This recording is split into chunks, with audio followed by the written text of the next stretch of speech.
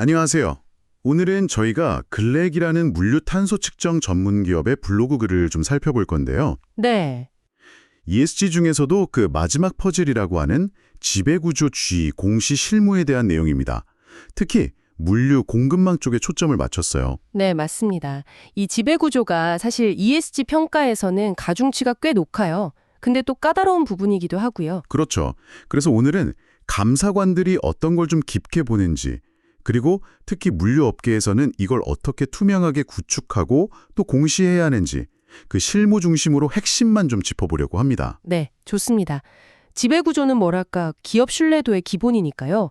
특히 물류산업은 아시다시피 이해관계자도 많고 사업 구조도 복잡해서 투명하고 효과적인 지배구조가 더 중요해지죠. 그냥 제도만 갖추는 게 아니라 실제로 잘 돌아가는지가 중요하다는 말씀이시군요. 바로 그겁니다. 감사관들도 바로 그 실제 운영의 투명성, 효과성을 중점적으로 보거든요. 그럼 그 감사관들이 중요하게 보는 핵심 영역, 크게 두 가지라고 하셨는데 첫 번째는 뭔가요? 첫 번째는 바로 이사회 구성과 리스크 관리 체계의 독립성입니다. 핵심 질문은 이거죠. 이 이사회가 정말 경영진으로부터 독립적인가? 그래서 전문적인 의사결정을 할 수 있는 구조인가? 이걸 보는 겁니다. 아, 독립성. 그럼 구체적으로 어떤 걸 보나요? 사회이사 비율 같은 거요? 네, 맞아요. 사회이사 비율, 과반수 이상이면 좋다고 권장하고요.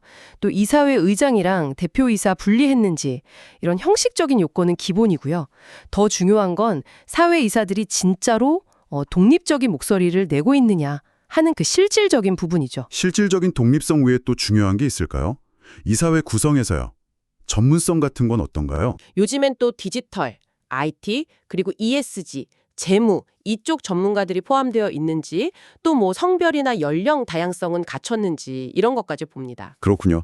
그리고 또 그 사회이사 중심으로 운영되는 ESG 위원회나 아니면 100% 사회이사로면 구성된 감사위원회 이런 조직들이 실제로 제 역할을 하고 독립적으로 운영되는지도 아주 중요하게 평가하고요. 아, 그래서 삼성물산이 사회이사 비율 55.6%까지 하고 선임 사회이사 제도 두고 이런 사례들이 나오는 거군요. 풀무원도 4년 연속 A+ 등급 받았다고 하고요. 네, 그런 노력들이 다 평가에 반영되는 거죠. 자, 그럼 이사회와 리스크 관리의 독립성이 확보됐다 치고 그 다음 두 번째 핵심 영역은 뭔가요? 두 번째는 투명성하고 윤리경영 실행력입니다.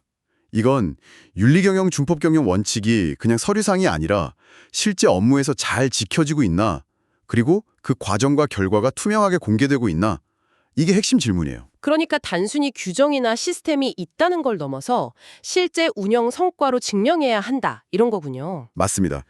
정보 공개를 제때 잘 하는지, 내용은 충실한지, 또 중요한 의사결정 과정, 예를 들어 이사회 결정이나 주요 투자 같은 것들을 투명하게 공개하는지 이런 것들이 다 평가 대상이 되는 거죠. 윤리경영 실행력은 그럼 구체적으로 뭘 보나요?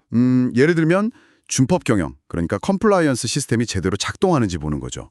법규 위반 사항은 없는지 계속 모니터링 하는지, 임직원 교육은 제대로 하는지, 또 만약에 위반 사례가 생기면 어떻게 처리하는지 이런 과정을 다 봅니다. 반부패 시스템도 마찬가지로 중요해요. 관련 정책이나 절차는 기본이고 내부 고발 시스템은 잘 운영되는지, 협력업체 관리나 실사는 하는지, 그리고 아까 말씀드린 국제 표준, 그 ISO 37001 인증 같은 거 이런 노력도 당연히 좋게 평가받고요. 물류 쪽은 특히 협력사 관계나 데이터 관리가 엄청 중요할 것 같은데요. 관련해서 좀 더 강조되는 포인트가 있을까요? 네, 정확히 보셨어요. 협력업체하고의 관계, 즉 공정거래랑 상생협력, 이게 아주 중요합니다. 계약 조건은 공정한지, 운송료 직업은 투명한지, 하청 선정 과정은 어떤지, 소위 갑질은 없는지 이런 것들이요. 네네. 그리고 또 하나, 개인정보 보호랑 데이터 보안. 이것도 정말 중요하죠. 고객정보, 운송정보 보호 잘하고 있는지, 데이터 유출 방지 노력은 하는지, 특히 유럽의 GDPR 같은 글로벌 기준 준수 여부도 당연히 보고요. 와, 정말 다각도로 보네요. 그럼 이 복잡한 내용들을 공시보고서에는 어떻게 잘 담아내야 할까요? 핵심만 좀 요약해 주시면요. 일단 이사회 구성 현황 있잖아요. 비율, 전문성, 다양성 이런 거랑 실제 운영 내용, 회의는 몇 번 했고 어떤 안건 다뤘는지, 그리고 독립성을 위해 어떤 노력을 했는지 구체적으로 써야 하고요. 네. 리스크 관리 체계는 관련 위원회 역할이랑 활동 내용, 그리고 리스크를 어떻게 찾아내고 대응하는지 그 과정, 성과, 그리고 앞으로 어떻게 개선할 건지 계획까지 포함해야 합니다. 윤리경영 쪽은요? 윤리경영은 위반 건수나 교육 이수율 같은 정량적인 지표도 좋고요. 또 문화 정착을 위해서 어떤 노력을 했는지 같은 정성적인 설명도 같이 균형 있게 제시하는 게 좋습니다.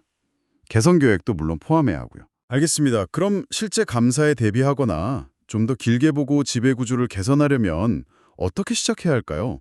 로드맵 같은 게 있을까요? 네, 간단히 짚어보면요. 감사 대비는 일단 관련 문서나 증빙 자료들 잘 챙겨놓고 사회이사 독립성 어떻게 실질적으로 보장하나요? 라든지 윤리경영 위반하면 구체적으로 어떻게 처리해요? 이런 예상 질문들에 미리 답을 준비해야겠죠. 네. 장기적인 개선 로드맵은 한 4단계 정도 생각해 볼 수 있어요. 1단계는 당장 할 수 있는 거, 현황 진단하고 규정 점검하고 정보 공개 강화하는 거. 즉수요. 네, 즉시. 2단계는 한 3개월 안에 ESG 위원회 기능 강화하고 교육 늘리고 소통 채널 다양화하는 것. 3단계는 6개월 내로 사회이사 전문성 보강하고 ISO 37001 같은 인증 추진하고 시스템 고도화하는 거.